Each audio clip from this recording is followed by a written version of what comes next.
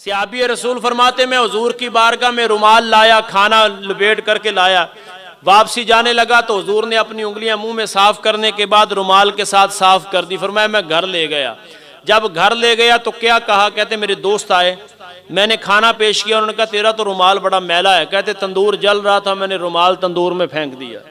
اس نے کہا تو بڑا شاہ خرچ ہو گیا، اس کو صاف کر لیتے۔ فرماتے صاف ایسے ہی کرتے ہیں۔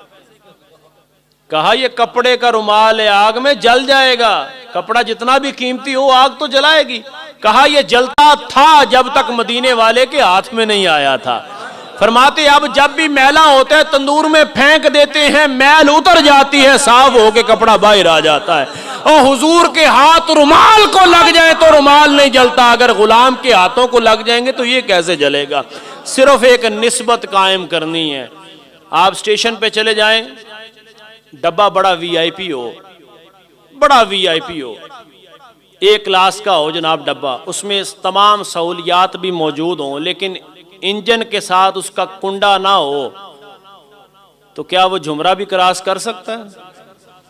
لاہور تو بات کی بات ہے، جھمرا بھی کراس کر سکتا ہے؟ اپنے پاؤں کی مٹی چھوڑ سکتا ہے؟ نہیں چھوڑ سکتا۔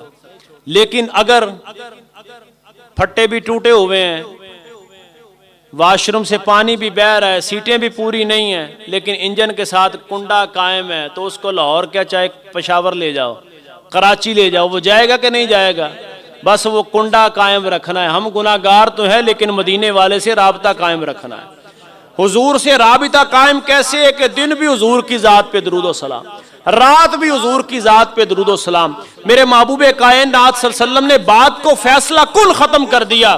فرمایا کل قیامت کو میرے سب سے زیادہ قریب وہی ہوگا جو کثرت سے میری ذات پہ درود و سلام پڑھنے والا ہوگا۔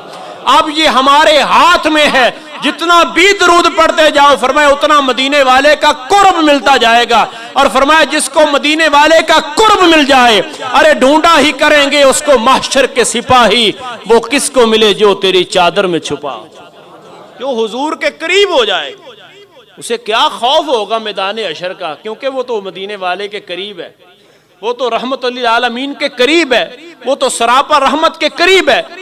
ایک کتاب بڑی خوبصورت درود پاک کے موضوع پر ہے، دلائل الخیرات، جو بزرگ ہیں وہ پڑھتے ہیں، جو صوفیاء ہیں وہ پڑھتے ہیں، وہ ساری کتاب درود پاک کی ہے۔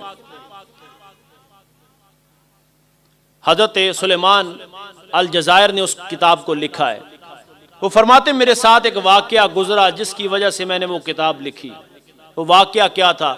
فرماتے میں دور چلا گیا جنگل میں، نماز ظہر کا یا عصر کا وقت تھا، نماز میں نے پڑھنی تھی۔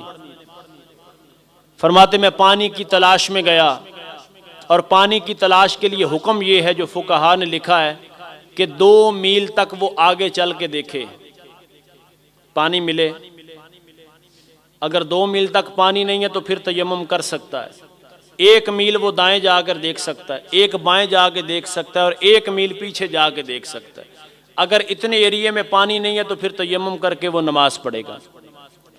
فرماتے میں نکلا پانی کی تلاش میں تو ایک کنواں ملا، کنویں کے بالکل ساتھ ایک غریب کا گھر تھا، لیکن کنواں پانی کا مل گیا، نہ ڈول ہے نہ رسی ہے، اب کیا کروں؟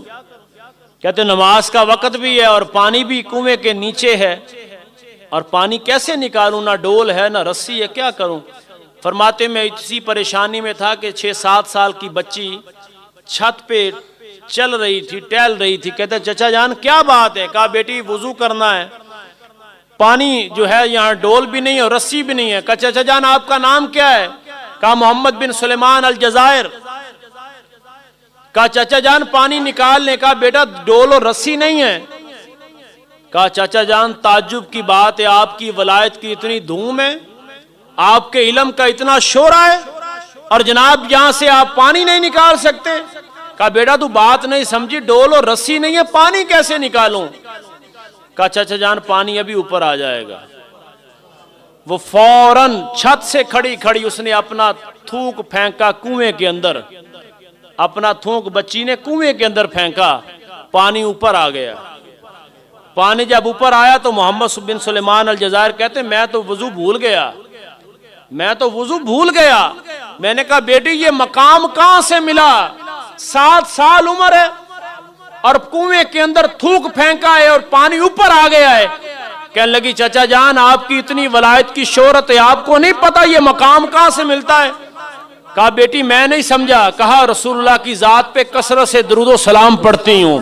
حضور کی ذات پہ کثرت سے درود و سلام کی برکت یہ ہے کہ اب تھوک پانی میں پھینکتی ہوں تو پانی بھی اوپر آ جاتا ہے. وضو کیا, وضو کر کے جب جانے لگے نا تو کہتی چچا جان پتہ ہے وہ نبی کون ہے؟ کس کو کہہ رہی ہے؟ جو اپنے وقت کا بہترین محدث ہے. چچا جان پتہ ہے وہ نبی کون ہے؟ کہا بیٹی بتا کون ہے, تیرے زبان سے سننا چاہتا ہوں. میں جس نبی کو جانتا ہوں تو اس نبی کو پہچانتی ہے, میں جس نبی کو جانتا ہوں تو پہچانتی ہے, بتا وہ نبی کون ہے؟ کہا چچا جان وہ نبی جنگلوں میں چلے جائیں تو حیوانات اپنے گھروں سے نکل کر کے اس نبی کا طواف کرنے کے لیے آ جاتے ہیں, اس نبی کے دیدار کے لیے آ جاتے ہیں. وہ نبی رحمت صلی اللہ تعالی وسلم کی ذات ہے. میرے بھائیو ایک لمحے کے لیے رک کر کے میں آپ کو عرض کروں گا, اگر 7 سال کی بچی کی یہ کیفیت ہے تو اس کا باپ کتنا نیک ہوگا, اس کی ماں کتنی اعلیٰ ہوگی. ماں باپ کی تربیت کے ثمرات اولاد میں موجود ہوتے ہیں. آج اگر میں اور آپ چاہتے ہیں کہ ہماری اولاد سنور جائے تو پھر قربانیاں خود بھی دینی پڑیں گی, قربانیاں خود بھی دینی پڑے گی. اگر 7 سال کی بچی کی دودھ میں اس کی ماں نے رسول اللہ کی محبت کوٹ کوٹ کے داخل کیا تو اس بچی کا تقوی کتنا ہوگا, اس بچی کی رسول اللہ سے محبت کتنی ہوگی تو اس کی ماں کی محبت کتنی ہوگی. کہ محمد سے وفا تو نے تو ہم تیرے ہیں, یہ جہاں چیز ہے کیا لوح و قلم تیرے. کثرت سے میری ملت کے نوجوان بزرگ کثرت سے حضور کی ذات پہ درود و سلام پڑھنا ہے. یہ وہ ایسا تعلق ہے کہ جب قائم ہو جائے نا, جب قائم ہو گیا جس دن تیری غیر حاضری ہوگی پھر درود والا نبی خود تشریف فرما ہو جائے گا. اور جس دن محبوب خود تشریف لے آئیں, سرکار فرماتے ہیں